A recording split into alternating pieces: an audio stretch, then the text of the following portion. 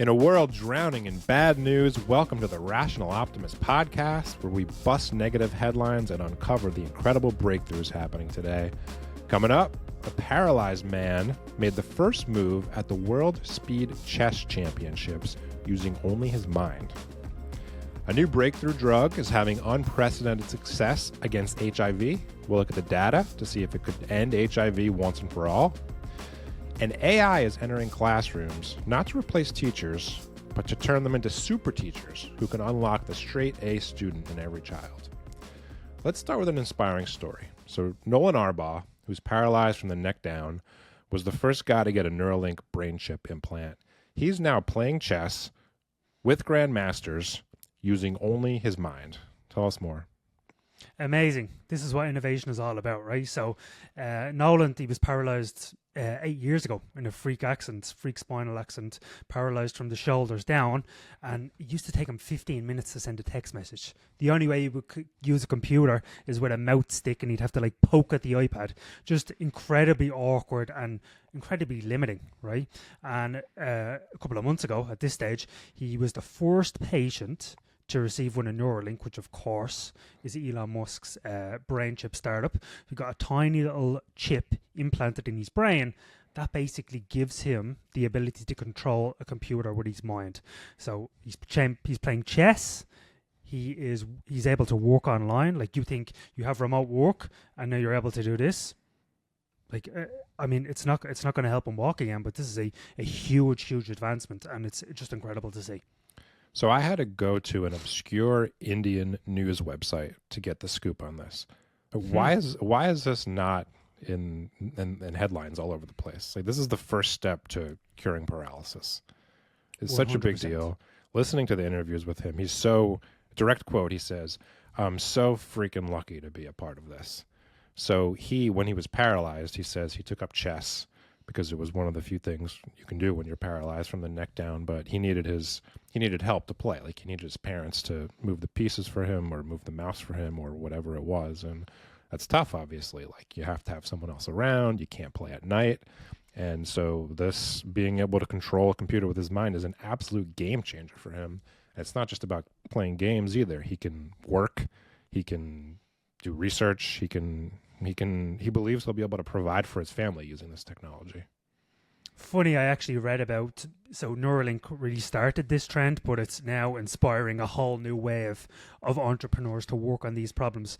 I think I read a Bloomberg article, and the title of it was that brain chip startup makes a breakthrough, and it's not Neuralink. As in, like, oh, we're so glad that Neuralink isn't behind this. I think it's a case of the media not liking Elon Musk's political views, unfortunately. But listen, this is just an incredible thing. You think about why innovation matters, right? It's to cure the incurable. It's to help people who've just been left behind, and this is exactly what Neuralink is doing. So, although the corporate media doesn't cover it, we're here to tell you about it. So Neuralink has a lot of applications. The next one is probably going to be curing blindness. Their blind sight device just got breakthrough designation from, I believe it's the FDA. The idea is it's going to be able to cure blindness even in people who, at the extreme, don't have eyes and don't have an optical nerve. And at first, it will probably feed them a low-res view of the world. But over time, as technology does, it should get better and better and allow them to see, hopefully, as well as people with two functioning eyes can see. What would your mother think, or your wife for that matter, of the paragraph that you just mentioned about curing blindness? It'd be like, it's sci-fi, right? Yeah, it sounds like 100 years out. Maybe that could happen. What a time we live in where that's happening today. Where do you think all this is going? So we have chips that can help people control computers with their minds. We're now hopefully going to cure blindness. Where do you think by 2030, like, what do you think we're able to do with this technology? Man, I know we've talked off screen about like a paralyzed person having an exoskeleton that can be, through a Neuralink interface, controlled by AI, and they essentially function somewhat close to a normal person. I don't know if 2030 is realistic for that, but I think that's the ultimate goal, is to truly cure or truly make it so paralysis is not a huge impediment on people's lives.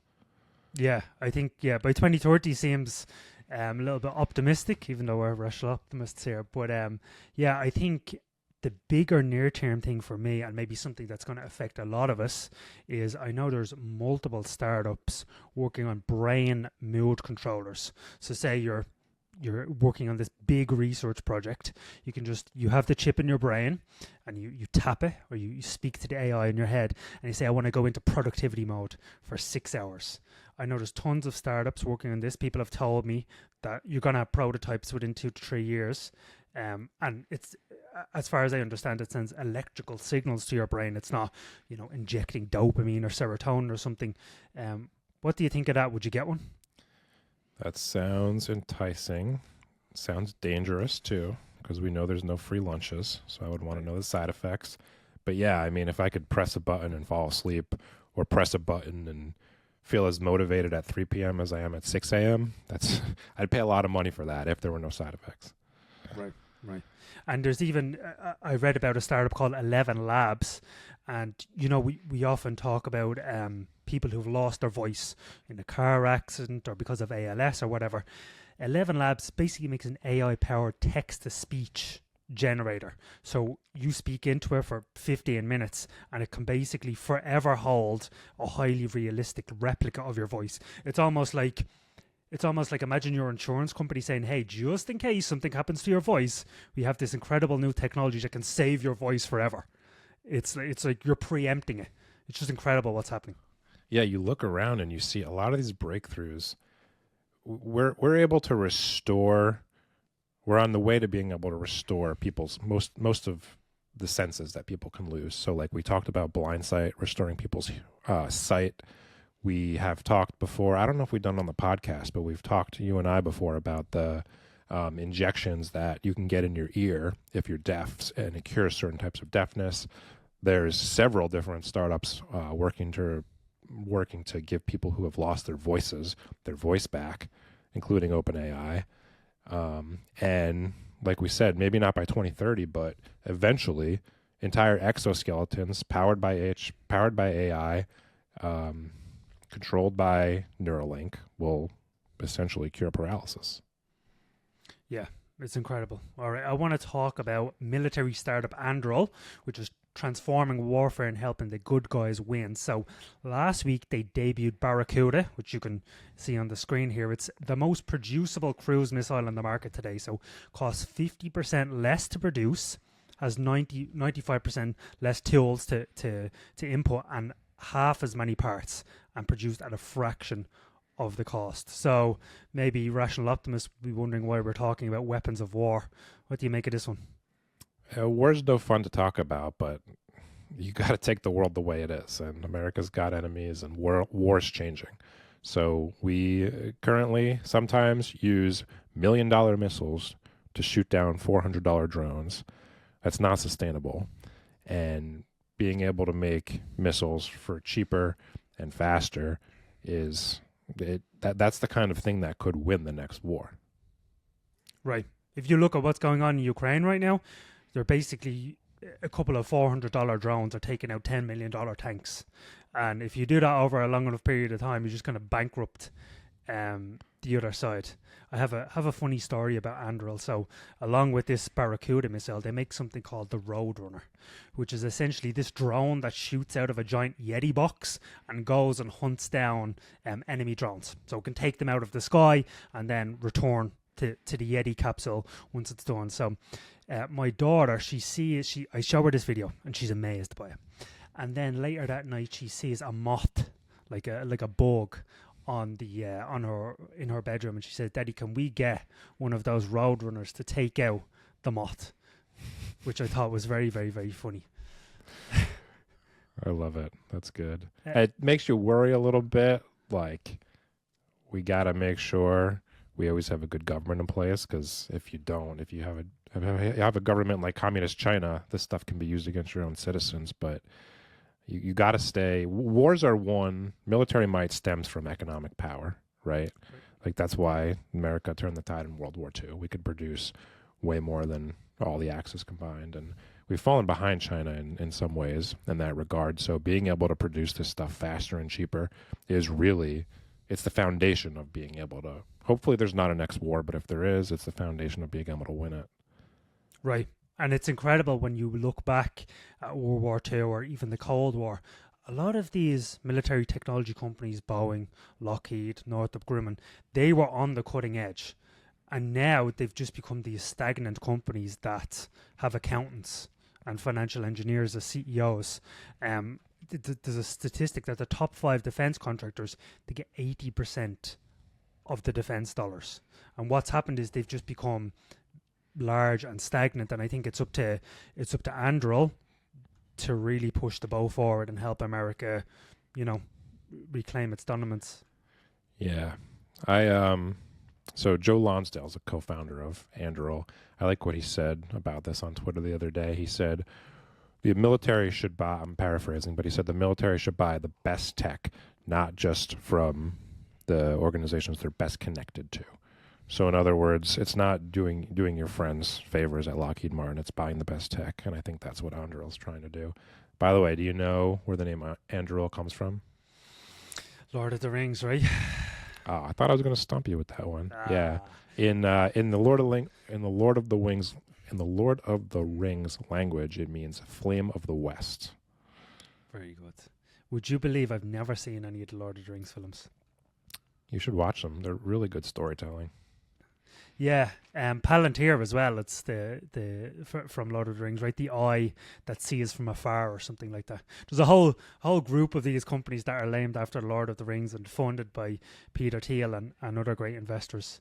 When you think about, obviously we're full-time investors, when you think about defense, it's kind of being this lagging sector over the past couple of years. It seems like it's getting hot again, right?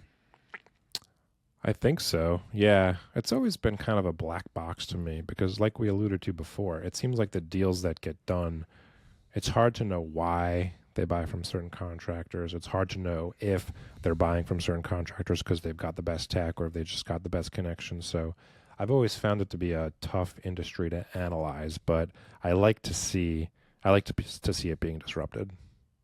There's a great chart, maybe we can show it on screen here, and it's back in the 60s or so. There was dozens of defense companies, and over the past 60 years or so, there's just been merger after merger after merger, and essentially now we're left with these big 5 companies that, again, win all the contracts, and it really takes something special to break an oligopoly like that, and I think Anduril is the one to do it. The weapons that they're designing are just otherworldly. I think it's my favorite startup in America right now. It's incredible. Do they have any IPO plans?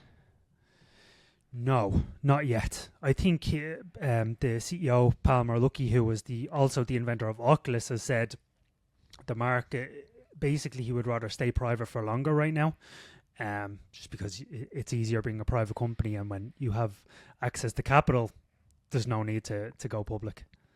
Yep. All right, Morehouse College in Atlanta just announced it's rolling out AI teaching assistants. Tell us why AI in education is such a game changer. So you think about there's 20 kids in a class, right? And you expect them to all learn at the same pace. It's just not possible. Some are going to be slow, some are going to be fast, and it's just impossible for 1 or 2 teachers to do that. The vision of AI is to essentially allow every kid to have their own personalized tutor, right? And we know this from studies like in 1984, MIT professor Benjamin Bloom took a group of students and he separated them into different buckets. And essentially the students who got personalized tutoring went from average 50th percentile to the 99th percentile in just 7 weeks. So we know personalized tutoring is the fast track to straight A grades. Unfortunately, unless you earn $1 million a year and live in the Upper East Side, that's been impossible for most folks. But now with AI, you're basically starting to see the start of that. So incredibly promising. Maybe the thing I'm most excited about in the world. Yeah, it's worth repeating that education is pretty much a problem that's been solved. Like, we know how to have good outcomes for almost all students, and it's personalized attention. It's just so expensive to actually provide that. You can't provide a teacher for every kid that we're not able to get there. And I think AI is going to be that bridge. It really seems like it is. So if you dig into this a little bit, the students at Morehouse College will have 24/7 online access to an AI avatar, and it can communicate in the student's native language. That's huge. A big part of the costs of educating kids is if you have someone who speaks Spanish, you need a whole suite of teachers who speak Spanish. And English as a second language learners are a big part of why America's schools have been underperforming lately. And I think this is a huge step towards solving that problem. Do you think AI would ever get good enough, or at least in the next 5 years, that you think about homeschooling your kids? I feel like they'd miss out on the social aspect, which is at least as important as the education. So no, but I would use it like after school to help them accelerate. Yeah. Yeah, I agree with that.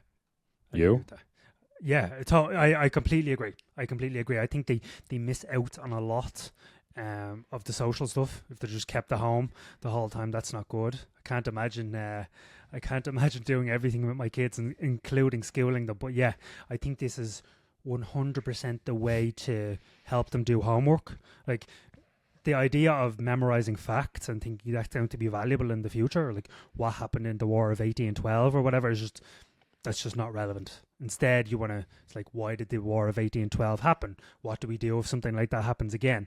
You can almost you can cheat on your homework with ChatGPT, but like you want to kind of bring them to the next level and make them think about things.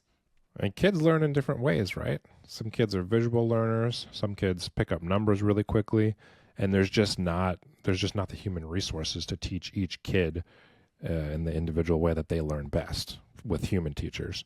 And with AI teachers, it's absolutely possible. It's literally, you just type it in. Hey, my son Jack is a visual learner. He's 6 years old. Help him solve this math problem in a way that he understands. It's like that versus paying, I don't know, what would a one-on-one tutor cost? $50,000 a year? Yeah, somewhere in that ballpark. And ChatGPT is $20 a month. By the way, did you see the new advanced voice mode from ChatGPT? No. Incredible, just incredible. I mean, I played around with it with my daughter. Got to explain how airplanes fly to her, and it's hard to comprehend how good it is. It's like speaking to a human, real time interaction. It can ask follow up questions. I think this is a whole new world, especially when you think about kids trying to solve problems on their own or do homework on their own. And if we're talking about industries that need to be disrupted, education is right up there. We pay more and more. Outcomes are getting worse and worse. So we have a stat here. Since 2000, the number of students in schools in America have increased by 8%. The number of teachers has increased by 8%. And the number of administrators has increased by 88%. So administrators are... we talked about this last week in regards to the medical industry. Not really sure what they do, but they're not teachers and they're not helping kids learn better. So it's really an entrenched bureaucracy that's hard to change with the unions and everything. So I really think you need this new technology introduced in there to help shake things up. Absolutely. What Andrew Cote called the blight, right? It's just another example. Mm-hmm. Another exhibit to enter into evidence.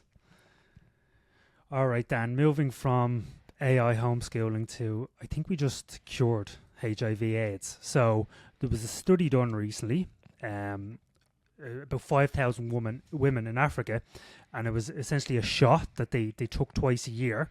The results were so good that the study was stopped early. 100% of the it was 100% effective in preventing new infections in women. I think if you told someone this in the 1980s, they'd be like, there's no way. And here we are. Yeah. See, we always got to be skeptical of claims of cure. So let's look at the exact numbers. They did a study of about 5,000 women in South Africa and Uganda. They got these twice yearly shots to treat AIDS, and they were 100% effective in treating new infections. Right. Incredible. 100%. I mean, the fact that you very rarely hear them stopping studies early, right? That's like kind of unheard of. Yeah, because they do it because it's unethical, right? Because they know that they're hurting the people who aren't getting the real drug. Right. Of course, I think it cost $42,000 today for the first year. This is the thing. So there was a study done that said, hey, the company could make money if they sold it for $40. Now, maybe this is a case of the drug kind of stays patented for 5 or 10 years, and then the generics come out and they cost $40. But still a hell of a breakthrough. Yeah, the drug's called Sunlenca, by the way. Well, I wasn't going to try to pronounce it live on air. That's my best attempt. We hear a lot about CRISPR and mRNA and Ozempic and all these amazing health breakthroughs. Do you think this is the next big trend? I do. I think biotech's probably the next big trend over the next 10, 20, 50 years. It goes back to what we were talking about earlier. Like things that seem like they would never be cured, like blindness and deafness, are starting to be cured now. I think it's only the tip of the iceberg. Right. I was listening to a podcast with Anthropic CEO Dario Amodi, who Anthropic owns Claude, the AI chatbot, and he basically said we could see the rate of discovery in biology rise by 100x. So you could basically have all the breakthroughs that we got in the 20th century squished into 5 years.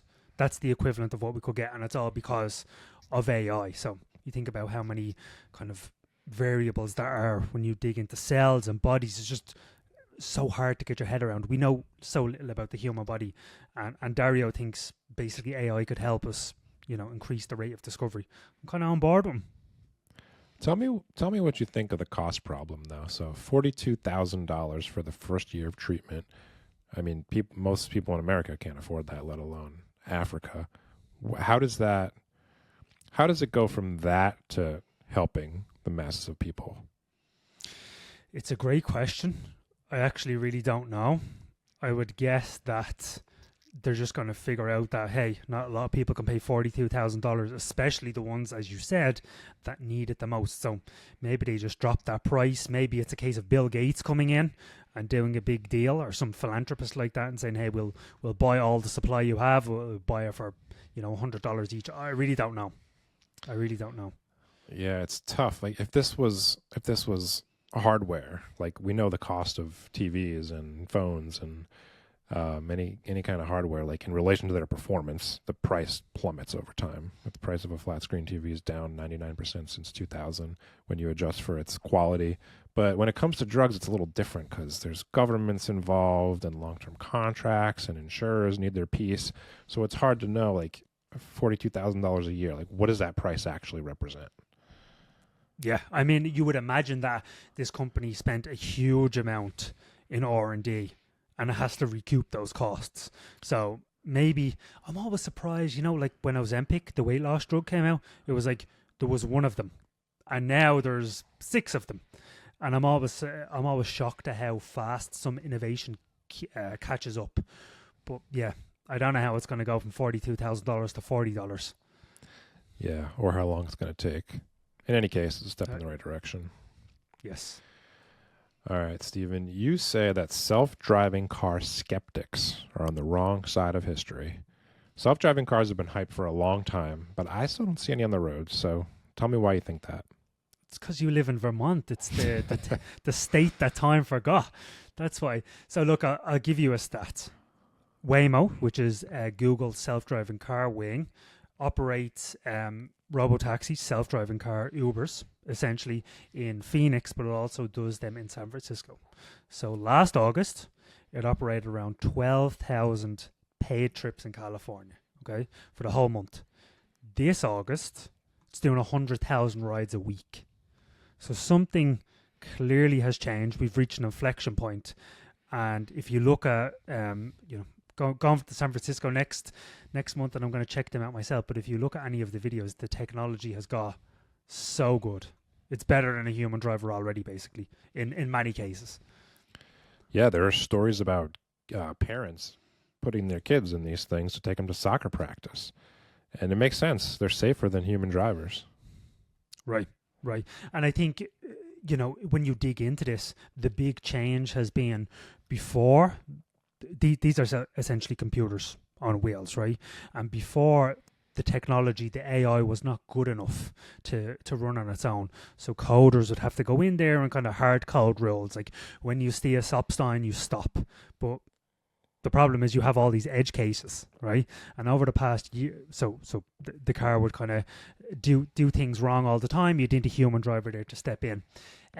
Over the past year, the AI has gotten so good that essentially they removed all those rules, and the thing just runs on, vision and LiDAR and things like that. So that's the big change that's happened, and clearly it's having an impact. I mean, Waymo has been super cautious, and the fact that they've 10x the number of rides in a year tells you something has changed.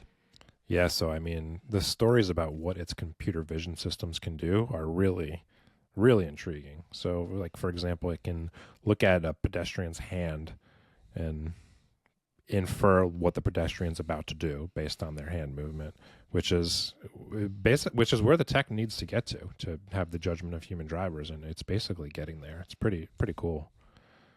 So over 42,000 Americans die on the roads every year. Okay, let's say self-driving cars reduced that by 95%. Do you think society is ready to handle 4,000 deaths by self-driving cars a year? See, it always comes back to the facts versus feelings problem, right? Like, it's definitely safer. The facts confirm it. No one questions that data. But one good story about a robo-taxi going rogue and running over a child, that can halt all the progress. It can trump anything else. And you like to think that, the data and the facts will win the day. But you look at something like nuclear power, where the emotional argument that it's dangerous essentially beat the facts that it's not for the last 50 years. So I hope that doesn't happen, but it's hard to say. What do you think? I agree with you. I have faith that the technology is going to get so good that they will allow it, but there's going to be hiccups along the way.